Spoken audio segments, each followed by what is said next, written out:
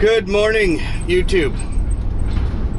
It is Saturday, 11/11/17, and the customer from yesterday with the two ream split heat pumps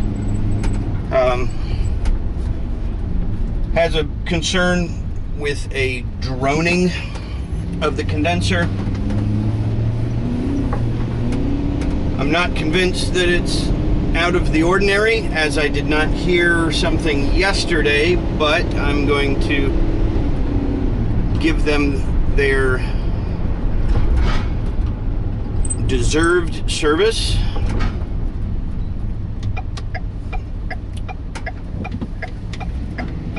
Give them what they bought when they bought a maintenance agreement, and I'm going to go check it out.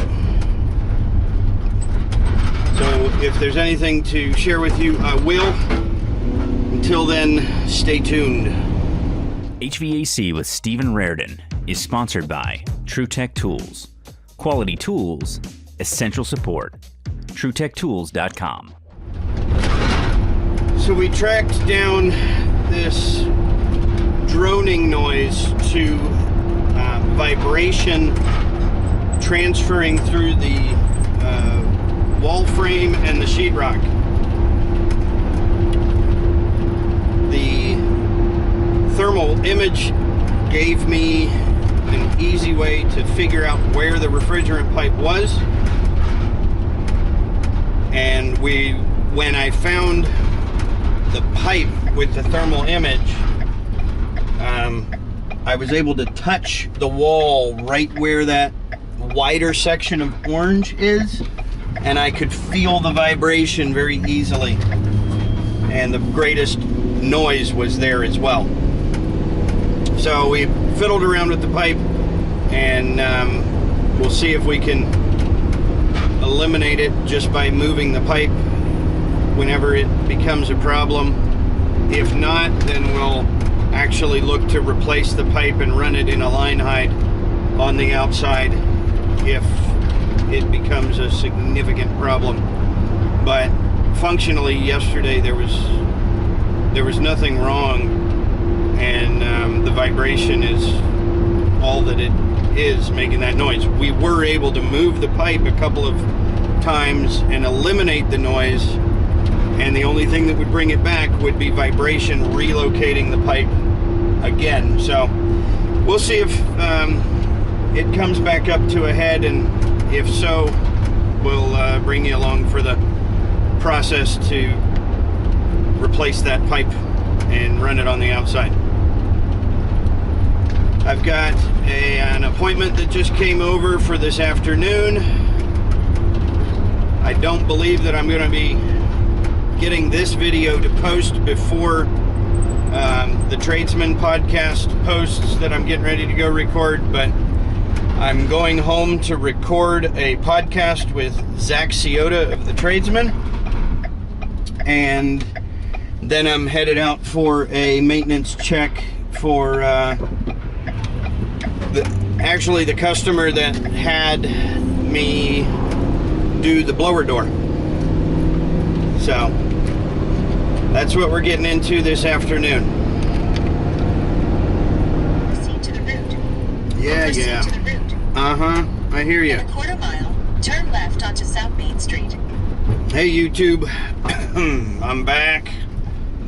We've got the talk with Zach wrapped up, and we're headed over to do this maintenance on this dual fuel package unit. It's a customer I've been to for the past couple of seasons, and so there really shouldn't be much to worry about too bad, but I figure I'll take you with me. Turn left onto South Main Street.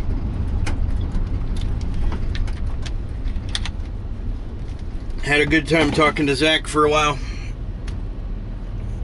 talking about technology in tools.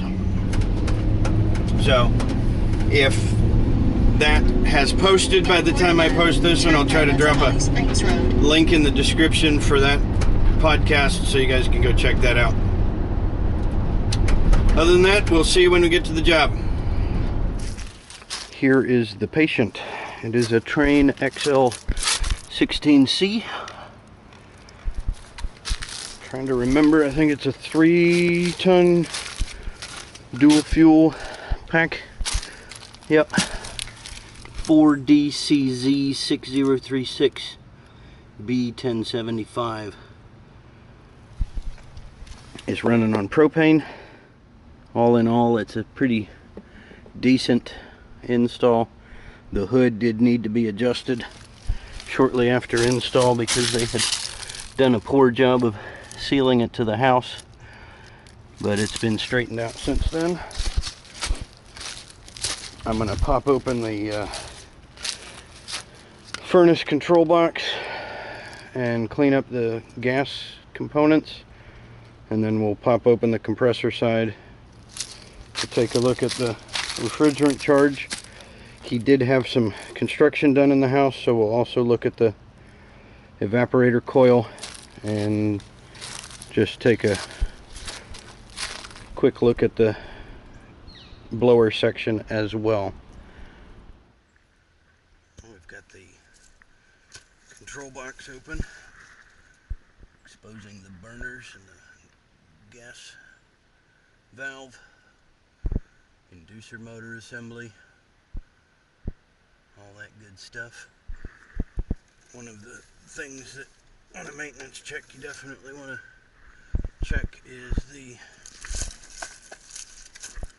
inducer motor pressure port, and I use one of my small Allen keys just to poke that port and try to make sure that any collection is removed. And the phone rings. Hello, this is Steve.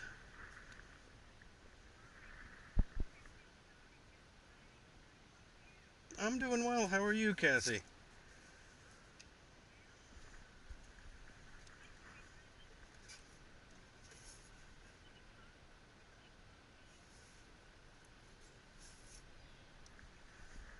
Mm-hmm.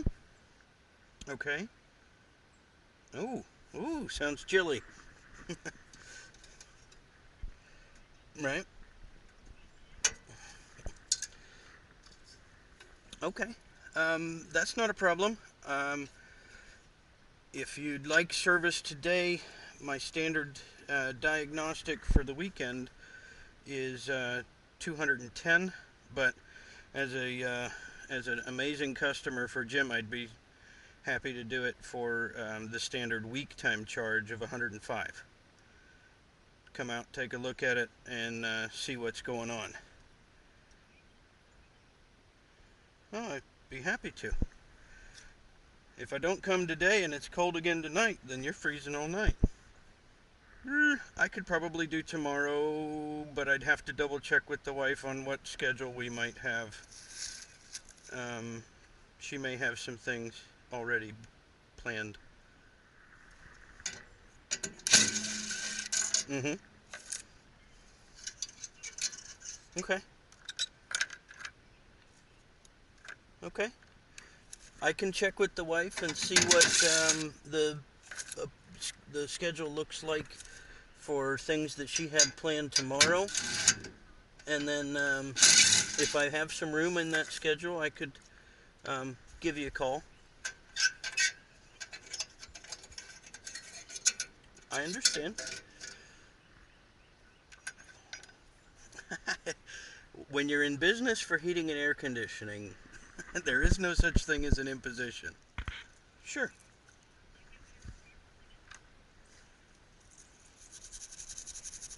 Right?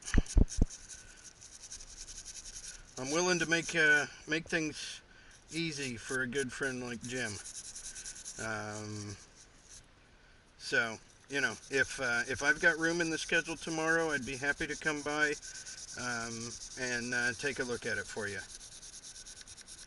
If not, then we can shoot for first thing Monday morning or whenever you're available. Alrighty.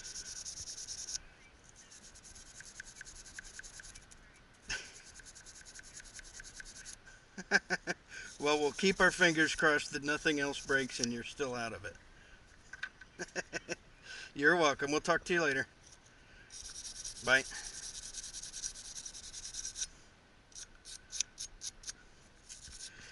But yeah, my real estate agent's wife just called and said that the heat won't come on, so we may have a service call to run there. She said that she wasn't sure when she was going to be home today, and then asked if tomorrow was an option, but I need to check with the wife before I schedule something for tomorrow. Yeah. Right. So let me get set up here for checking the gas pressure, and I'll be right back. Well, I just keep getting the service calls, so that's good. That's good, that's good. Got the evaporator cleaned up while I was on the phone with the other client that called in, so no video on that, but it was just a little bit of dust, nothing drastic.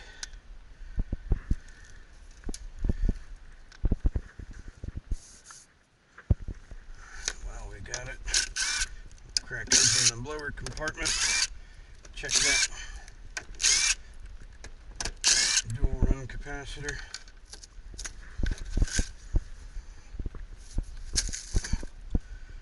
With the location of this capacitor, it's very difficult, if not impossible, to check it while running. So we got to check it and then just be happy with the fact that it is checked.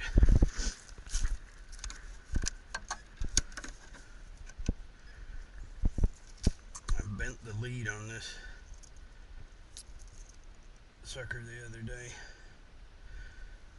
Got it stuck in the zipper. I've got another set of leads and I've been unwilling to try and straighten it because I'm afraid I'll snap it off. But here we go. Compressor capacitor is 3845. Condenser fan is 443, 4.43. 3835 I think was my compressor out of 40. 38.35 out of 40.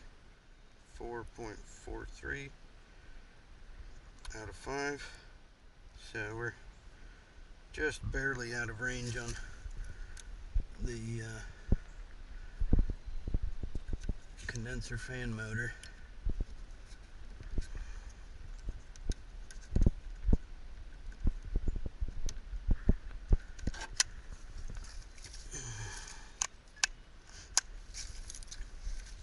I haven't got to plugging in the gas pressure because I didn't want to do that and then have it sitting there waiting on zero, since those testo probes tend to drift a little bit. So I figured I'd check the other stuff while I was on the phone anyway.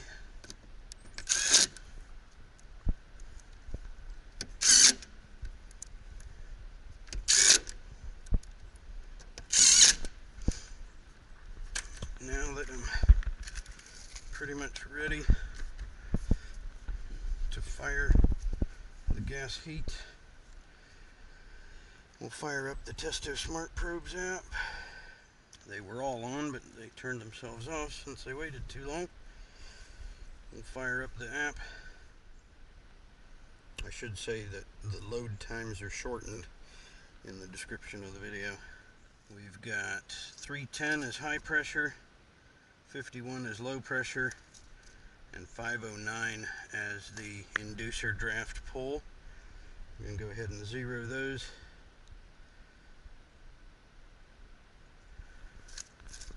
Tie up this one to that. While we're doing that, we'll stick these sensors back in.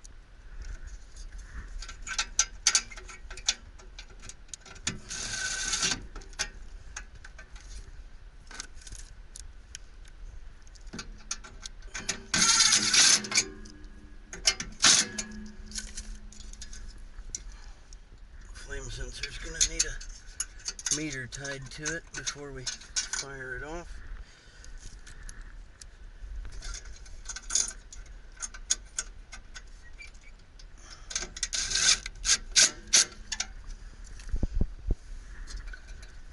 So we'll get out the trusty DL429.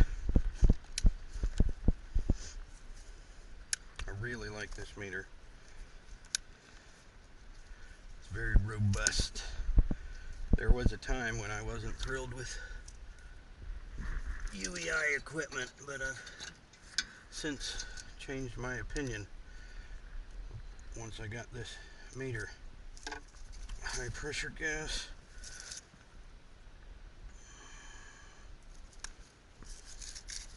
Low pressure gas.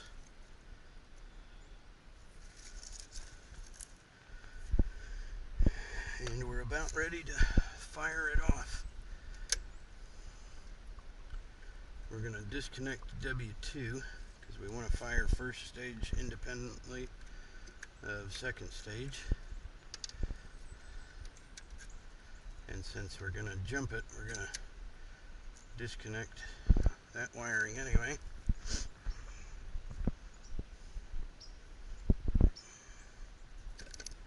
I need a new set of jumpers because this one's the only one I've got left. But there, we got it jumped out. We'll put gas back on and we'll fire it and then get the combustion analyzer ready. I had to run inside and use the ladies' room and came back out, and it was showing me 110 excess air, and I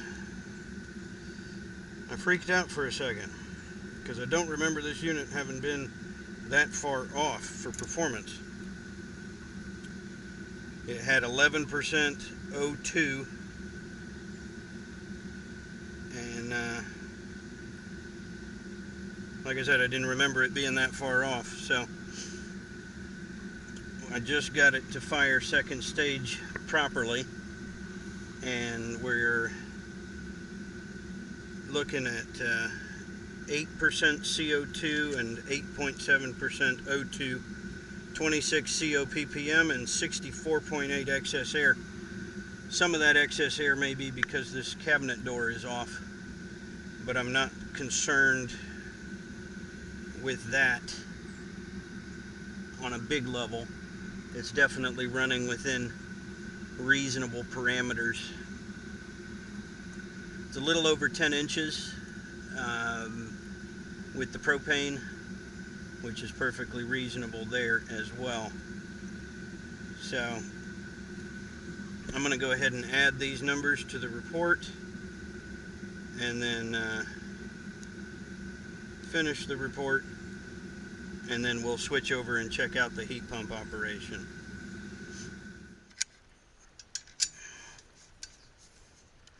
Since we're going to be operating in heat pump mode, we're tying into the discharge line and common suction.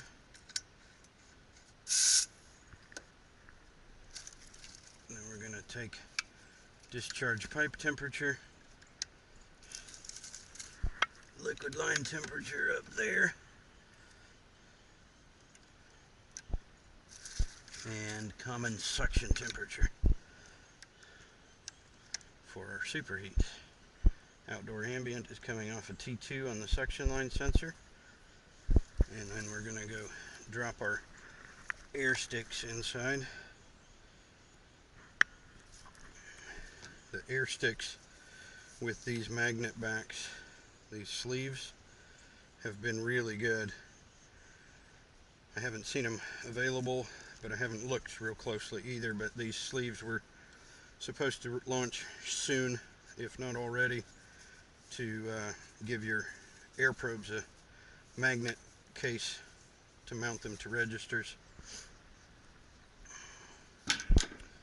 Gonna go ahead and change our profile for heating. As the last time I was here, it was for cooling. We'll start with a 15 and 25 for superheat and subcool. I'll go drop the air probes inside.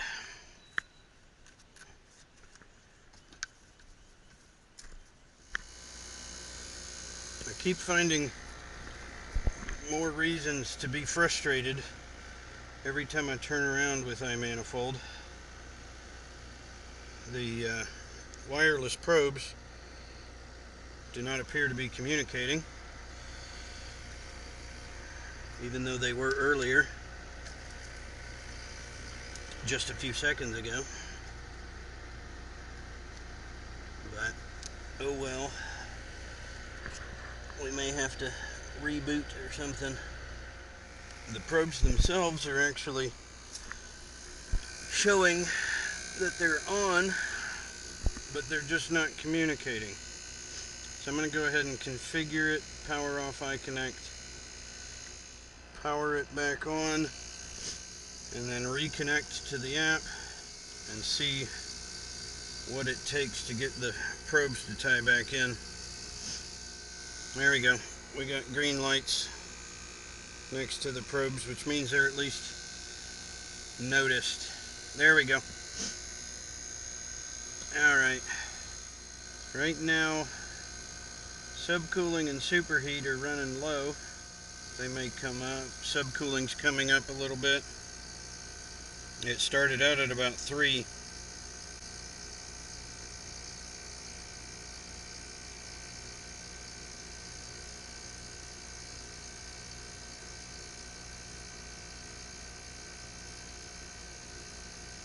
We'll let it run for a few minutes. I'm not actually positive that this system is in second stage, so I'm going to pop the low voltage wire here.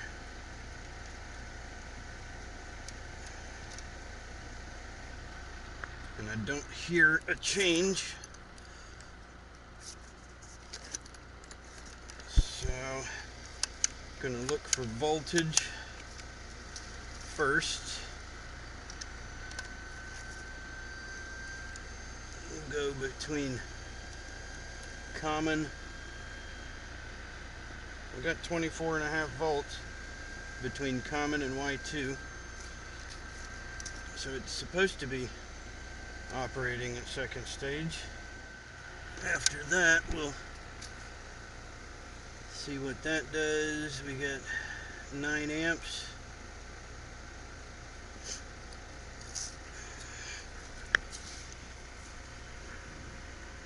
17-degree split. Subcooling came down. It just needs a little time to run. 1, 2, 3, 4, 5, 6, 7.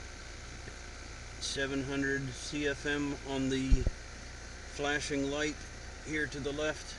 1, 2, 3, 4, 5, 6, 7. 700 CFM on a 3-ton unit running second stage heat pump mode. It says we're balanced out as far as liquid line and temperature split, but we're about 10 degrees shy of the target temperature split, and superheat's a little low. We're about to 2.5 tons. Well, that's saying that we're moving almost 4 tons of CFM. We're going to give it a minute to get that CFM flash up to normal. 1, 2, 3, 4, 5, 6, 7, 8, 9, 900 CFM.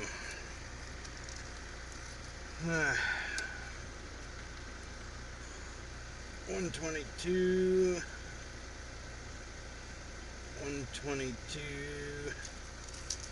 We'll get voltage input so that we're ready for amps when that's ready. Still getting 900 CFM on the flashes,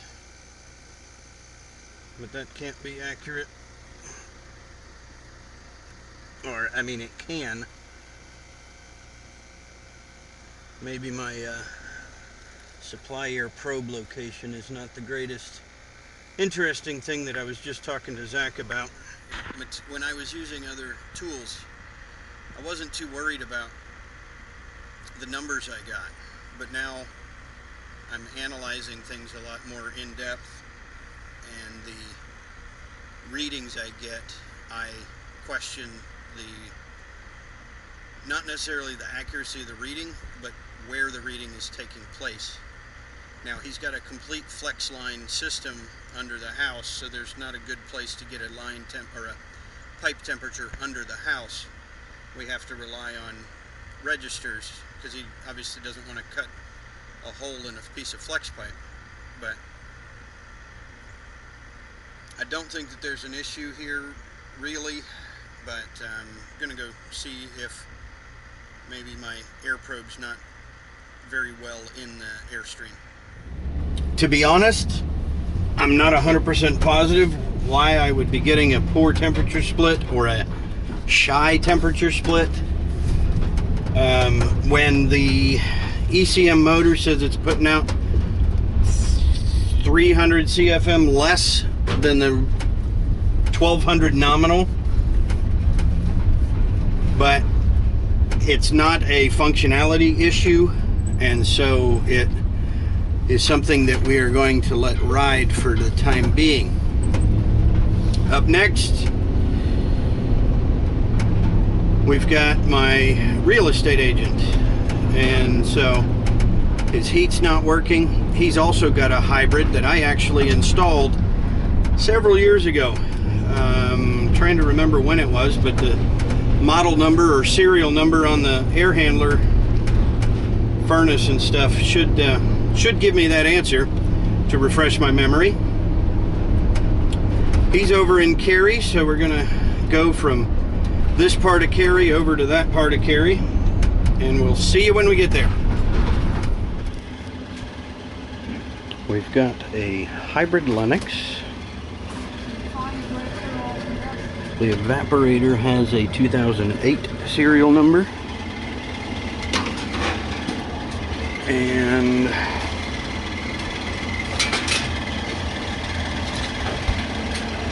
I'm going to go on the assumption that we are trying to run a heat pump mode operation rather than gas, because we don't have any inducer motor call. But just for fun, we're gonna see if we can pop this tube off of there, and it is plugged. Don't know if you can see it, but we've got the pressure port there pretty well plugged up. Well, I cleaned the pressure port, and it must have been waiting on another retry, and it went ahead and fired the gas. So what I'm going to do from here is check out performance and see, how things are operating and if anything needs adjustment. I gave your name to my niece. Okay. Be happy to go to Sanford. Buying a house down there. And did the inspection the other day. Biggest thing came up was the one of the air conditioning units. There's a lot of loud grinding noise. And it stopped. Interesting. So I told Jennifer, I said, well, I think somebody graduated from high school that does that. I said, well, here's another name. Mm-hmm. I'm not sure if he comes down here, but call it. If he doesn't come down, he'll tell you. If he does, Yeah. you'll love it. Well, don't sell me too hard, Jim. See, I just tell the truth. Right? That makes it easy. I don't have to lie, so I can tell the truth. Right. Yeah. It does make it easy. And if they don't, it's whatever it is. But yeah, I think that was probably the biggest issue on the emergency heat side. Okay. I do want to fire the heat pump. Maybe. I don't remember where that thermostat was set for the heat pump switch over. Oh, I don't know. But I believe it's in the unit outside, so we should be able to jump it out or whatever and just see what happens when we try to run it on the heat pump. I believe this unit is a very basic control of how the dual fuel operation goes instead of being When you went back to service, we had the guy come out.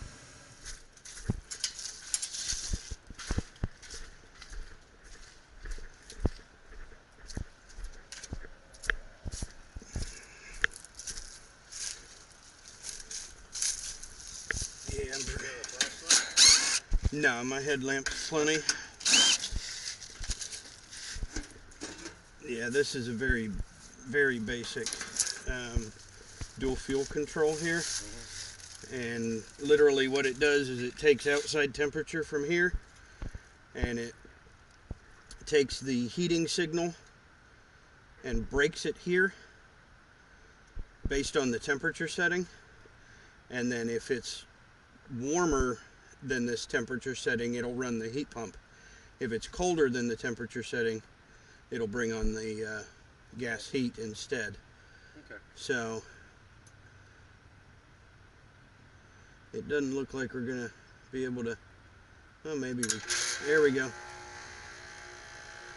So I think what it was that it was too cold to run the heat pump based on this setting, and so it tried to bring on the gas, and since the gas was unable to operate because of the plugged port, it was unable to do anything.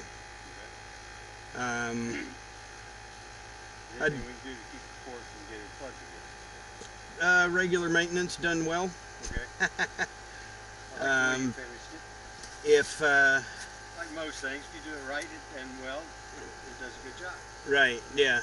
So I don't suspect that there's any immediate concern here. We can change this setting to a different temperature. Right now it's about 45 degrees. What do you recommend? If you want to try to maximize heat pump operation and minimize gas, we could take it down to about 35, and you shouldn't notice any huge comfort issues, but it'll maximize the heat pump's operation. With a natural gas auxiliary heat, it's not as drastic a savings, but you know, you could get more heat out of the electric performance Well, then go ahead and than do it. what If you've that's been. What you think is best, do it. We'll try it on 35, and if it happens to be a problem for your comfort, we can take it back if you do notice a difference there. Let me see if I can jump this test pin to short cycle that. There we go.